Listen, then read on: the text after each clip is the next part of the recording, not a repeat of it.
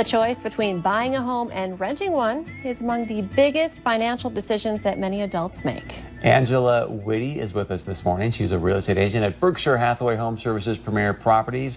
She's with us to answer the question, is it better to rent or to buy? Welcome to the show. It's good to have you here. Thank you. Glad to be back. So kind of walk us through that. Is it better to rent or buy, and why? You know, it really heavily depends on each person's financial situation, their plans, and personal preferences. So renting looks, you know, it's less money up front and it's less scary. However, there are some things to consider. The home is not yours, so you cannot paint, you cannot remodel it as is. But there are some perks to renting.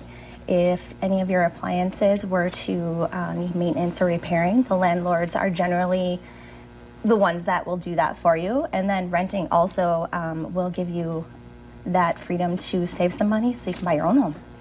That's true. So we don't have to be anti-renting because we have a long-term plan in place. Yes. Okay, when you're kind of crunching these numbers, and I always like to say I was told there'd be no math, but that's why we work with someone like you. Yes. How is the math changing when it comes to buying versus renting? So you'd be actually surprised how big of a home you can buy for the same amount of money that you're already spending to rent.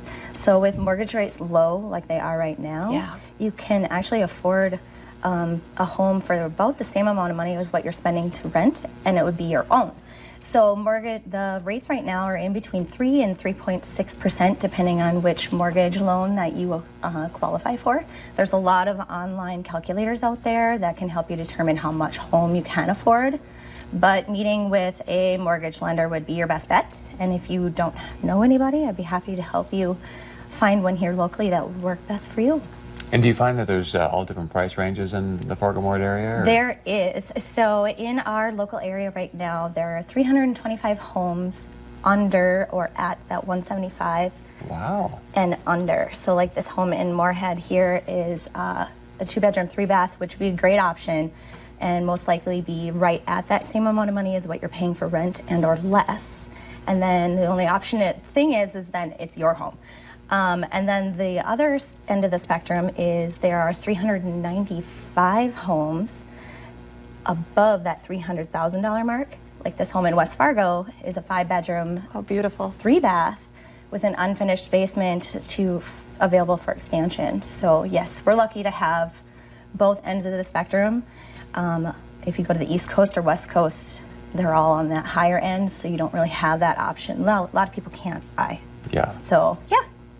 And you kind of touched on this, but one more time, can you kind of break down some of the things you should consider when you're deciding to rent or buy? Yes. So one of the biggest things is depending on how long you're going to be in the area. So if you have a job where you're going to travel every 1 to 2 years, make sure that maybe renting is probably your best bet, but maybe a seasonal place, maybe in Lakes Country would be a good bet. Also, with renting, it can seem less costly upfront than buying everything with a home. However, ownership is the key words. You know, ownership is said to be one of the American dreams, to own a home.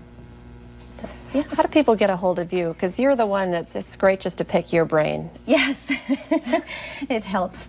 You can send me an email, angela@bhhs.preproperties.com, or give me a call at 701-799-8641. I love that you showed homes in all price ranges because, you know, maybe you're in a home, but you're ready to go up one level, and you know where all of those homes are. Yes. So great to visit with you. Great. Thank you for having me again.